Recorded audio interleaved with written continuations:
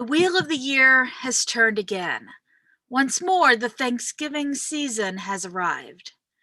How shall we sing our song of gratitude now? For what shall we give thanks? For this moment, for friends near and far, for family near and far, for our breath, for love and clarity, for strength, for delight, for laughter, and for beauty, for the tables and Zoom screens round which we gather, the food we enjoy with friends near and far, seasoned with love and memory, for the sun and moon and the stars in the sky that we all share, for trees who have seen so much and still stand proud, stretching themselves to the sky, for the bright voices of children, for the wisdom of elders, for actions that bless the world and hard work that makes a difference, for music and art and celebration, for generosity, for compassion, for endurance, for hope. For all of these things we give thanks. Come, let us worship together.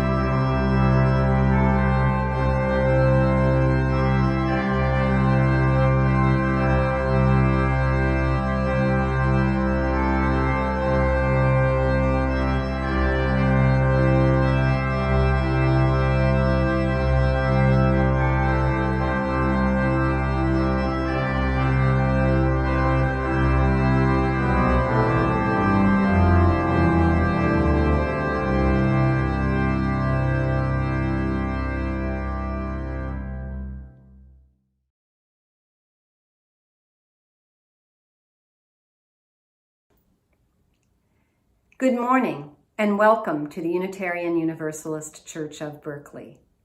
My name is Cynthia Asprodites and I am the worship associate for today's service. This is a welcoming congregation and we are always working on how to better welcome and care for one another.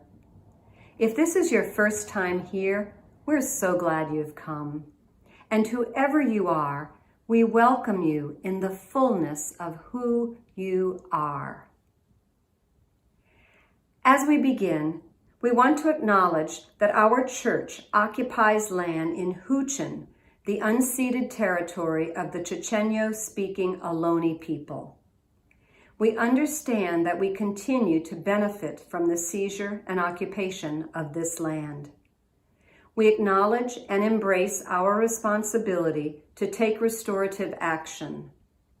We affirm that this is deeply felt, and we commit our congregation to be in right relationship with Indigenous communities, aligning in solidarity, supporting Indigenous projects, and caring properly for the land. Please take a moment to prepare yourself and your space for our time together. You might get a candle and a way to light it so that you can join in our chalice lighting. Let us kindle our flames now.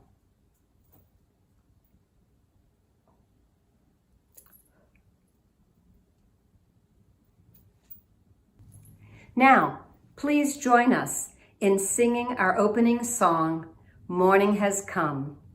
The words will be on screen.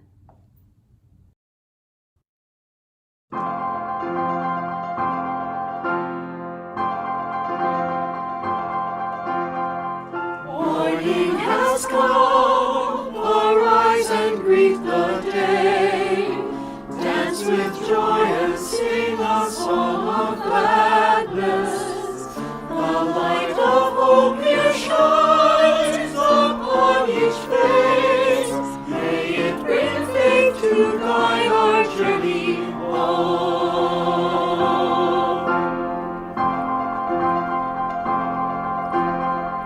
A new day dawns, once more the gift is given. Wonder fills this moment shared together. The light of peace here shines upon each face. May it bring faith to guide our journey home.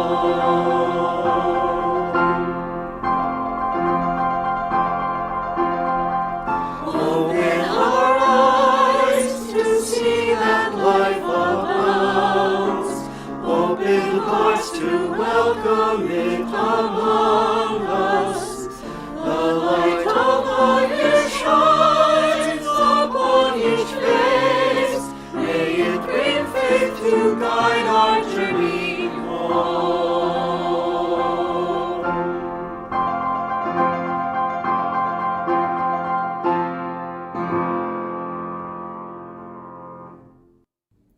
Please join me in saying our covenant. Love guides this church. The quest for truth and justice is its common purpose. To give thanks, listen deeply, speak with care, honor our differences, and seek and grant forgiveness. These things we covenant with one another.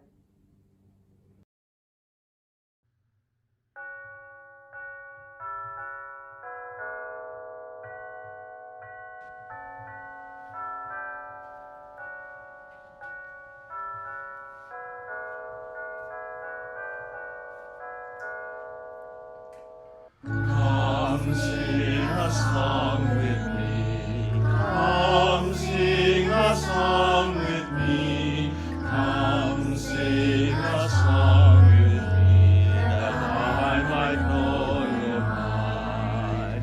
And I'll bring you hope when hope is hard to find. And I'll bring a song of love in the winter time.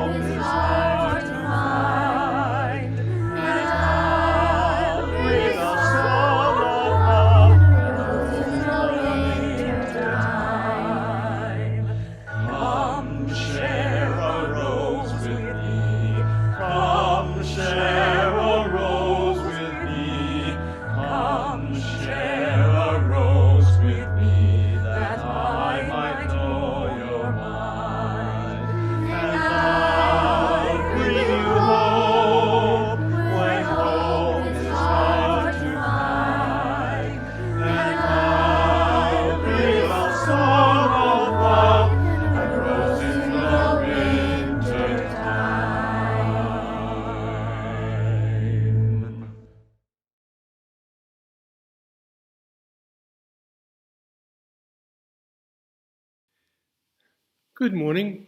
Today I'm going to continue with my story about the history of corn, which I think is really an important part of this time of the year.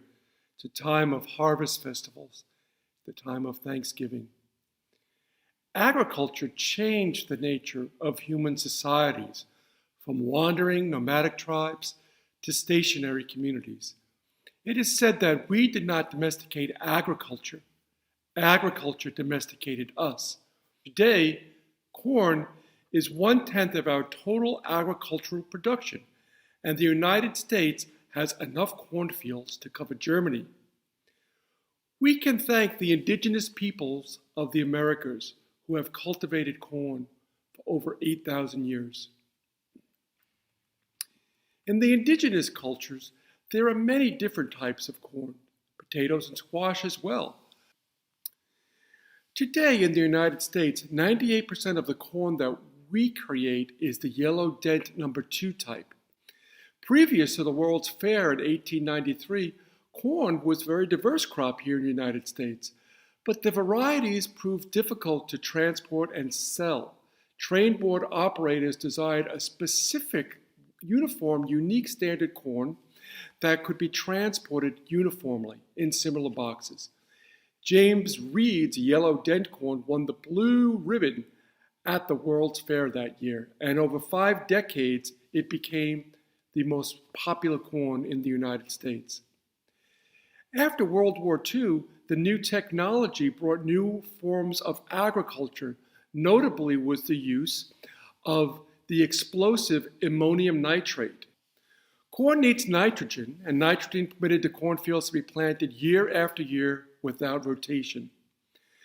The United States government limited the amount of corn that could be grown to ensure that prices stayed high. In 1972, President Nixon ended this restriction to sell large amounts of corn to the Soviet Union. Since then, the production of corn has increased due to its diversity of use. It can be used as an adhesive for cooking or in gasoline to create ethanol. As well, it is used for sweetening, as in high fructose corn syrup, or animal feed, which has led to an increase in meat production. Corn is one of the major causes of pollution due to the increase in animal production and the ammonium nitrate released into the atmosphere. In addition, high fructose corn syrup has led to an increase in obesity and diabetes, and the mono-agriculture of corn has left our food supply vulnerable to pests and disease. 92% of the corn production today is genetically modified, and that is a story for another day. In celebrating corn, we also celebrate the people of Mesoamerica. The American people first cultivated corn over 8,000 years ago from a crop called teosinte. Teosinte was a hard grain that flourished in Mesoamerica. It was suitable for construction of baskets, mats, and other household implements. But as something to eat, it was Nobel laureate George Beadle who was the scientist that believed that corn had come from teosinte. History was quite controversial at the time because the small, hard, inedible grains didn't seem like they could evolve into corn. It has only 7 seeds in its grain as well, with a hard shell to protect it. It also has very little nutritional value. But George Beadle proved himself correct. The maize that comes to us is the product of millennia of cultivation and improvement by the indigenous peoples of the Americas.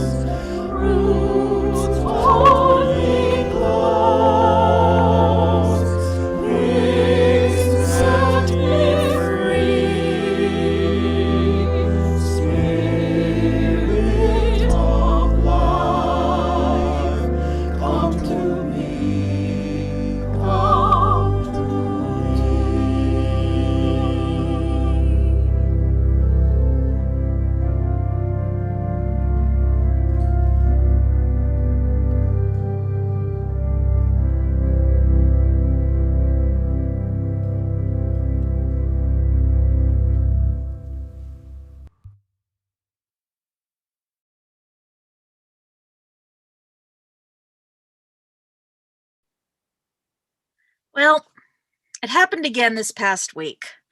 A complete stranger wished me a happy holiday. Another wished me a happy Thanksgiving. I bet it's happened to you too, so this is not an unfamiliar experience. I admit that I struggle with this particular statement. It's not that the giver of these well wishes means anything other than well. It's just that the holiday can be so darn complicated, and the ways we might recognize it or not also vary. Can also bring in all of the extra layers in our families. And then add in the pandemic this year with the health and safety practices getting so politicized, the wild spreading of it right now, and the overall pandemic fatigue. Thanksgiving is just a complicated holiday. It is a wacky mix of a bunch of different things. First, the typical American practice of family gatherings and gratitude and overeating and such, paired with the onslaught of rampant consumerism that has crept right into Thanksgiving Day and, of course, well beforehand. Take that, paired with the false history of the Pilgrims and the Indians, yes, using that term intentionally, and how they cooperated together and shared this warm and fuzzy feast when nothing could be further from the truth. Thankfully, our kids these days are far more aware of the true history than I was when I was their age. I remember one time for all ages when the kids were asked about our history with regards to the Native Americans, and one of them raised their hand and asked, well, what about the blankets? What about the blankets? A mix of feelings found me not with family early Thanksgiving morning, one year in San Francisco, but instead on a ferry headed to Alcatraz Island. I don't know if any of you have made this particular trip. I hadn't been on the island before, but this one was not the usual tour. Bundled up against the cold, I joined 4,000 other people, both those of indigenous descent as well as allies, for an annual pilgrimage to the island. This pilgrimage commemorated the takeover of Alcatraz in the late 1960s, when Native Americans from tribes across the country acted on a federal law that allowed them to reclaim land that the government had taken from them if it was no longer in use.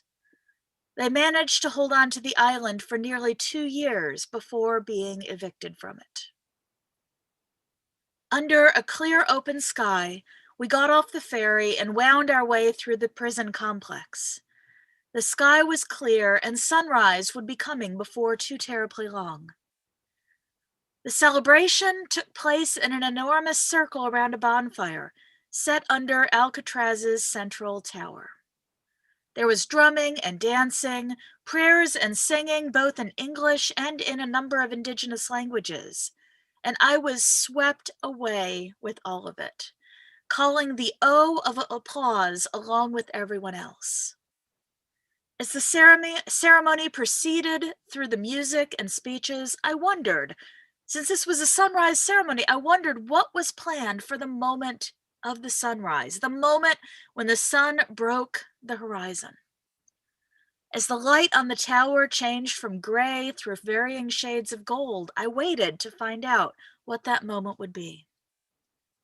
And as the light strengthened, the ceremony progressed to its central point, the honoring of warriors and veterans. Not the exuberant songs and dancing that we've been having, but instead a quiet and even more powerful recognition. Through prayer and song and recognition, veterans of the Alcatraz possession and of Wounded Knee, and veterans of other Native American actions were honored and recognized. The central reason for the entire gathering was this. The main reason was to honor these warriors. But there was another main reason as well, to make a statement, which was also made with the possession of Alcatraz in the first place. In the words of one of the speakers, it was to say, we are still here. Despite everything that has been taken and all the promises that have been broken, that they were still there, their culture was still there. It had not been completely taken from them. Because so much has been taken. There have been some 236 or more treaties made between the government of our country and the Native Americans, and not a single one of those, not a single one of those 236 treaties has been honored. And then there are the missions, the forced schools, the massacres, the relocations, like the Trail of Tears that my own ancestors faced. Where does this leave us now? Where does it leave us in this bleak field of shattered promises? While acknowledging the reality of these broken promises, of these broken vows, I believe we do have the opportunity to keep it from being bleak. There is a beautiful poem by 13th century Sufi mystic Jalal ad-Din Muhammad Rumi. It reads, "Come, come, whoever you are, wanderer, worshipper, lover of leaving, it doesn't matter. Ours is not a caravan of despair. Come, even if you've broken your vow 1,000 times. Come, yet again, come." We as a people have broken our vows many, many times. But rather than living in a place of despair, Rumi calls us to live in a place of welcome and a place of joy. And this is what I experienced at that sunrise celebration. It was not a time of despair. It was a time of joy and honor, of empowerment and solidarity. Ours is not a caravan of despair.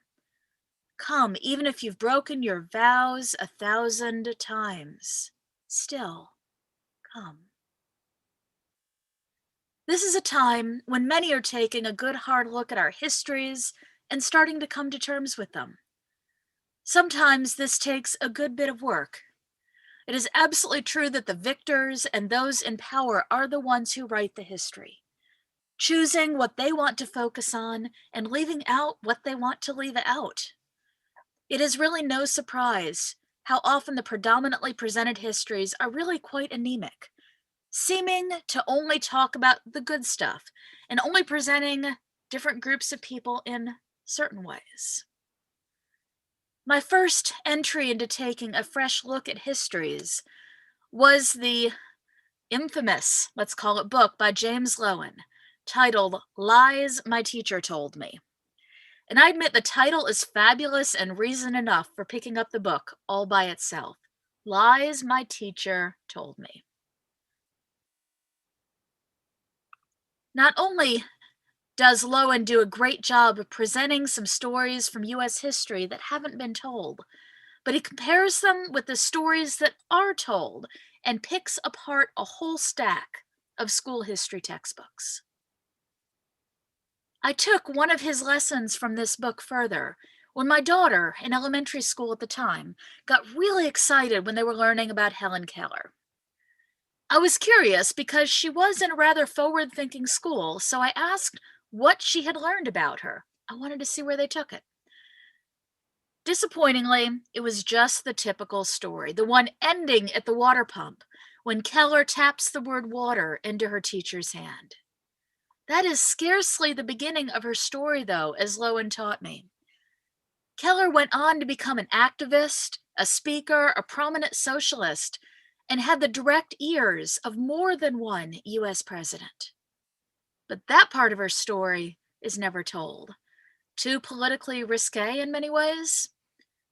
To help correct my daughter's education, I got her some of the books that Keller wrote herself. My daughter ate them up. Perhaps it shouldn't surprise me too much that she's now interested in politics and government. It is not only being aware of our histories, but it's also what we're going to do with that awareness. There is a significant movement today, societally and also in our faith, to do a better job with our relationship to the full histories of the indigenous peoples of our country and of where we live, and to do a better job with regards to our relationships and connections to the histories of African Americans as well as other people of color. So, this week of the Thanksgiving holiday, some refer to it as the Thanksgiving holiday. This week, let's take a moment to correct a few misconceptions that are present in that standard version of the story. So, first, the Pilgrims weren't relocating for religious freedom. That was more of a byproduct. And that one shows up in Unitarian history too. They were relocating for, get ready for it, no surprise, they were relocating for the opportunity to make money. And that Pilgrims thing, they didn't call themselves Pilgrims either. That name was put onto them later. There's also no evidence that the native peoples were invited to any sort of celebration, either in the English written record or in the Wampanoag oral tradition. And Squanto's role is, well, complicated. Yes, he did help the settlers and teach them how to plant things and teach them how to find things. But let's get to the context. Years before, he had been sold into slavery by the English, sent to Spain, and then as a slave, sent to New England in order to help the settlers. By the way, when he returned, let's talk about those blankets again, he found his entire tribe had been lost to smallpox. And our favorite dishes? Well, let's go back to now that we know they're not Pilgrims, there was no turkey, and since there was no butter and no flour, there was definitely no pie. There also were no sweet potatoes in North America at the time, so they sure weren't on any tables either. So that cute picture, you can probably get it in your mind, the one that American kindergartners everywhere have seen as a coloring page recently, with that pilgrim in his iconic hat and the Native American, maybe with a turkey somewhere in the mix. Not really. Now, that doesn't mean we have to ditch our own traditions of gathering and sharing our own traditions of foods and traditions of the holidays, whatever those traditions might be. My sister's family somehow fell into the tradition of having a Peking duck every Thanksgiving. We look forward to it every year. But it does call for being a little more honest and open-eyed about acknowledging the histories that are out there in reality, and make sure that we are practicing our own traditions with some degree of integrity. Now, UUCB is doing some great work in this area. One thing we're doing is working on planting periwinkles around on our grounds. This is in remembrance of the history of slavery in our country and the many slaves who died. Periwinkles were often planted on the graves of the slaves, whether they were marked or not. And we also have a team working on exploring many ways we can honor and recognize the indigenous folks of our area, but not only recognize them, but beginning to make reparations with them and building relationships. We are in conversation with local indigenous groups and are exploring ways that we can incorporate the requested land tax into what we do as a church. Now, one tiny place that we can start, and many other UU congregations are also starting, is acknowledging where we are and who had resided on this land before us. And what this sounds like is acknowledging that we walk on the traditional territories of the Hushen Chochenyo Ohlone, federally recognized as the Muwekma peoples and their ancestors. It is upon their land that we in the Berkeley area reside, and they who continue to cry out for justice and self-determination. Those are powerful, but it does take more than words. We need to keep on seeking out ways to know the histories, especially the ones that are not at the forefront of the ways that histories are told. So it takes some digging sometimes. But we also take it further, finding out how those histories stretch into today, listening to the stories that we haven't heard, from people who are different from us, from people who are different from the ones that we listen to even. finding out what they need and what we need to heal from those histories. This is what we are called to do. Going back to that day on Alcatraz Island, as the sun rose and bathed the island in its golden light, we honored the warriors, the veterans of Native American struggles for recognition of their humanity and for land that could, again, be theirs. We honored their struggles in the difficult vocation of being human against all odds. The speaker called on all present, both those of Native American descent as well as allies. She called on us all to find ways to be warriors. Being a warrior, she said, is to stand up for the right thing. Being a warrior is not to ride on that caravan of despair. It is to see the despair and then do something, because it is in that action that one finds the grace that can heal despair. This is what we are called on to do as human beings. To listen to the histories, to listen to the stories, to listen to the histories that are not heard, and to listen to the callings of our hearts and lean in when it matters. Come, come, whoever you are, wanderer, worshiper, lover of leaving, it doesn't matter. Ours is not a caravan of despair. Come, even if you have broken your vow 1,000 times. Come. Yet again, come. Who are the warriors in our midst? How can you be a warrior and listen to where you're being called? This holiday season, let's keep in mind the checkered past and broken vows. And let's also find the power within ourselves to find what needs to be changed in our world and to set about taking steps to make it change. May it be so.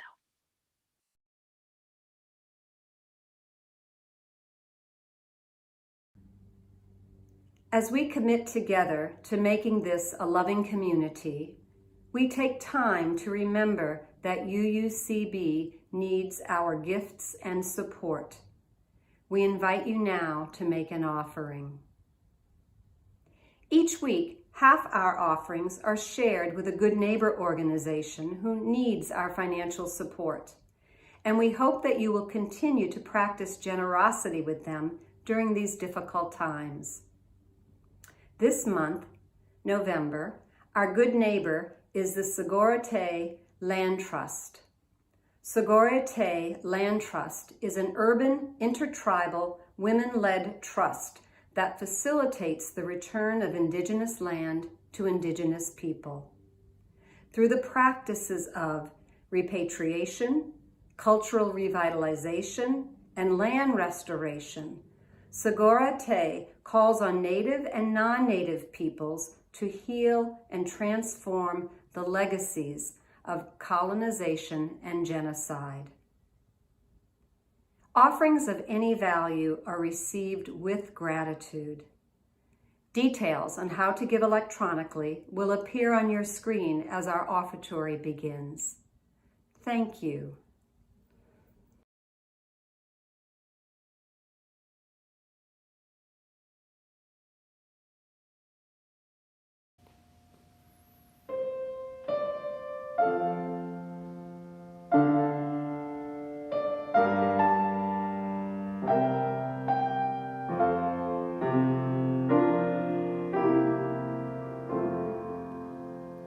Let us pray.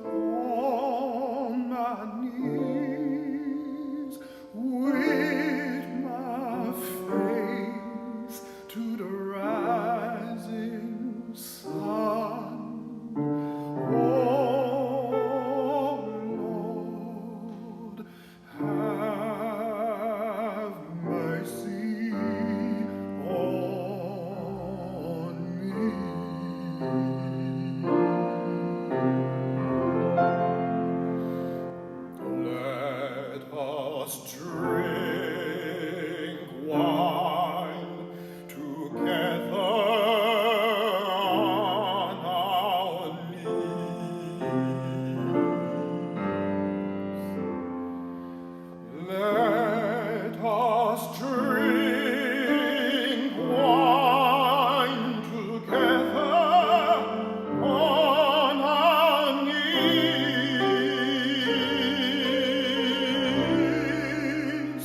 When I fall on my knees, with my face to the rising sun.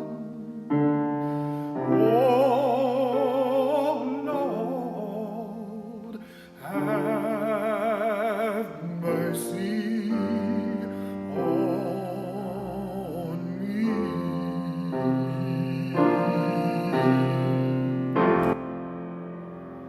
Let us praise God together on our knees.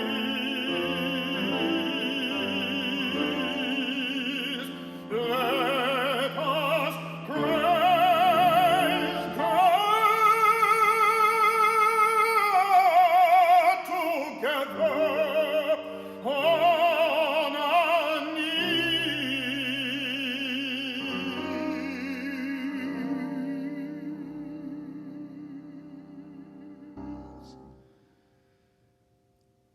When I fall on my knees, with my face to the rising sun. Oh Lord, have mercy on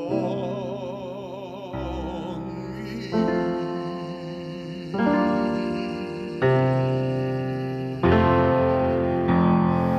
Let us praise God together on our knees.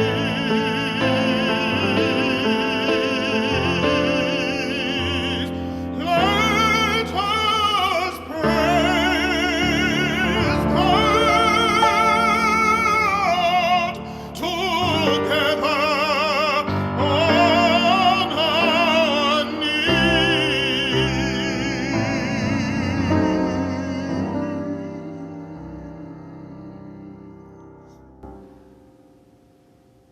When I fall on my knees, with my face to the rising sun. Oh Lord, have mercy.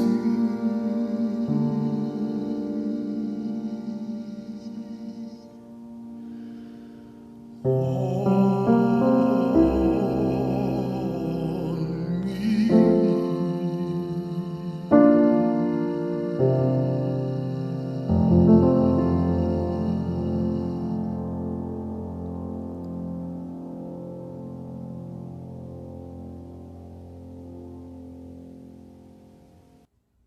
Please join me in dedicating our offering.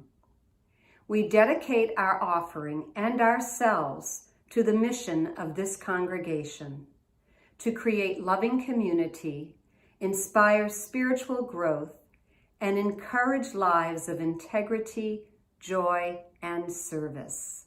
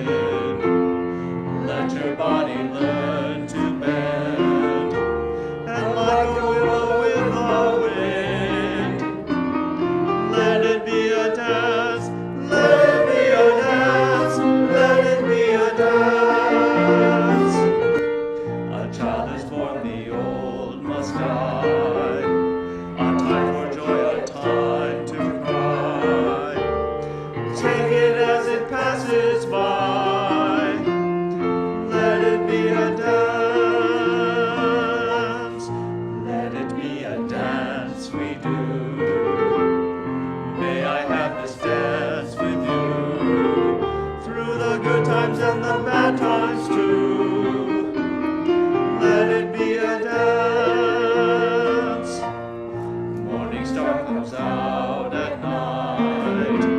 Without the dark there is no light. If nothing's wrong, then nothing's right. Let it be a dance, let it be a dance, let it be a dance. Let the sunshine, let it rain. Share the laughter, bear the pain. And round we go again. Let it be a dance.